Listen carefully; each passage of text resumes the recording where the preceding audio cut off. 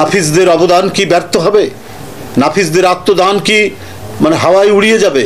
এটা হতে দেওয়া যাবে না। তারা গোটা জাতিকে যে নির্মল আলো বাতাস দিয়ে গেছে সেটা যাতে অক্ষুণ্ণ থাকে, আবার যেন কোনো স্বৈরাচার ফ্যাসিস্ট তাদের যেন উত্থান না ঘটে। সত্যিকারের গণতান্ত্রিক বাংলাদেশ, স্বস্তির বাংলাদেশ, শান্তিময় বাংলাদেশ, স্বাধীন সার্বভৌম বাংলাদেশ যাতে আমরা প্রতিষ্ঠা করতে পারি। এই দেশটিকে বানাতে চেয়েছে একবারই শেখ দেশ, শেখের পারিবারিক দেশ, তাদের পারিবারিক জমিদারি। আর এই জমিদারি করতে গিয়েই তারা গোটা দেশকে একেবারে জাহান্নামের দ্বার প্রান্তে তারা টেনে নিয়ে গিয়েছিল। সারা বাংলাদেশে তৈরি করেছিলেন পুলিশ বাহিনীর মধ্যে, র্যাবের মধ্যে। এদেরকে দিয়েই 15 বছর আন্দোলনকামী মানুষকে হত্যা করেছেন একের পর এক। আমরা একটি বিষাদ ঘন পরিবেশ এর মধ্যে কথা বলছি। আন্দোলনরত আহাজারির আপনারা শব্দ শুনেছেন। শেখ হাসিনা জুলাই আগস্টের পৃথিবী কাঁপানো এই আন্দোলনে তার নিজের দেশের জনগণ, শুধু বৃদ্ধ যুবক নয়, শিশু, কিশোর, তরুণ, এদের রক্তে নিজের হাত রাঙিয়েছে। নাফিস তার মাকে কাঁদিয়ে চলে গেছে, বাবাকে কাঁদিয়ে চলে গেছে, কিন্তু নাফিস তো আমাদেরকে দিয়ে গেছে একটি মুক্ত পরিবেশ।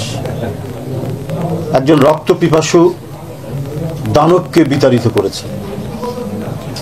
এরা কিশোর নয়, শুধু এরা শিশু নয়, এরা ছিল সেই পাতালপুরীর রাক্ষস খোক্ষসকে বিতাড়িত করার সেই বীরত্ব ব্যঞ্জক রাজকুমার, যারা নিজেদের জীবন দিয়ে আমাদেরকে মুক্ত বাতাস দিয়ে গেছে। সাংবাদিক বন্ধুরা, এই বাড়িতে বাড়িতে কান্নার রোল, এই বাড়িতে বাড়িতে তীব্র ব্যথা বেদনার একজন ব্যক্তি তার শুধু ক্ষমতায় থাকার জন্য এমন কোনো পন্থা নাই অবলম্বন করেনি। একটা নিষ্পাপ ফুলের মতো একটি কিশোর নাফিসকে হত্যা করতে দ্বিধা করেনি শুধুমাত্র নিজের ক্ষমতাকে নিরাপদ করার জন্য। যিনি ক্ষমতাসীন ছিলেন তিনি আসলেই মানুষের রক্তে মাংসে গড়া কিনা এইটা আজকে সন্দেহ হয়। কত কথা বলতেন স্বাধীনতার চেতনা, তার পরিবার 15ই আগস্টের কথা ইনিয়ে বিনিয়ে বলতেন, কাঁদতেন, কিন্তু নাফিজের মায়ের কান্না থামাবেন কি করে? মুগ্ধর মায়ের কান্না থামাবেন কি করে? আবু সাইদের মায়ের কান্না থামাবেন কি করে? এরকম অসংখ্য শিশু কিশোর যারা স্বপ্ন নিয়ে ইউনিভার্সিটি, কলেজ, স্কুলে পড়াশোনা করছিল, যারা তার পিতার সংসারের হাল ধরবার প্রত্যয় নিয়ে এবং ভালো মতো মানুষ হবে এই স্বপ্ন নিয়ে যারা স্কুল কলেজে পড়ছিল, আপনি সেই স্বপ্নকে আপনি ম্লান করে দিলেন, নিজে প্লেনে করে পালিয়ে চলে গেলেন, অথচ শিশু কিশোরদের রক্ত পাড়ি দিয়ে, রক্ত মারিয়ে আপনি হেঁটে গেলেন। আপনার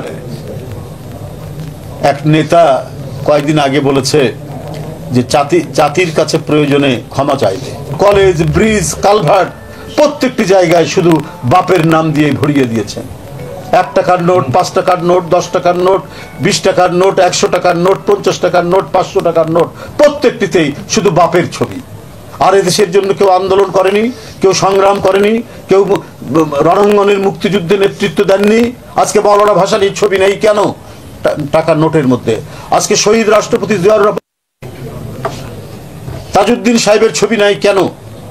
কারণ এই দেশটিকে বানাতে চেয়েছে একবারই শেখ দেশ, শেখের পারিবারিক দেশ, তাদের পারিবারিক জমিদারি। আর এই জমিদারি করতে গিয়েই তারা গোটা দেশকে একেবারে জাহান্নামের দ্বার প্রান্তে তারা টেনে নিয়ে গিয়েছিল। আর যখন যার ইচ্ছা নিজেদের লোক, নিজেদের পরিবার পরিজন, আত্মীয় স্বজন সবকে বিদেশে যাতে দীর্ঘদিন যুগের পর যুগ প্রজন্মের পর প্রজন্ম যাতে সুখে থাকতে পারে, তাই বাংলাদেশ ব্যাংক থেকে শুরু করে অধিকাংশ সরকারি ব্যাংক লুট করার সুযোগ দিয়েছে। লক্ষ কোটি টাকা লুটে নিয়ে গিয়েছেন তারা। ওদের একটা ভিতরে ভিতরে ঠিকই ভয় ছিল যে আমরা যে অনাচার করছি, যে পাপ করছি, এই পাপের প্রায়শ্চিত্ত করতে হবে। এই প্রায়শ্চিত্তের ভয় ভিতরে ভিতরে ছিল, কিন্তু প্রকাশ করতো না। যদি তারা মনে করেছে যে যেন তো অনেক ঘাতক তিনি তৈরি করেছিলেন, অনেক জল্লাদ তৈরি করেছিলেন, অনেক কসাই সারা বাংলাদেশে তৈরি করেছিলেন, পুলিশ বাহিনীর মধ্যে, র্যাবের মধ্যে, এদেরকে দিয়ে তিনি শেখ হাসিনা নির্দ্বিধায় গুলি চালাতে দ্বিধা করেননি।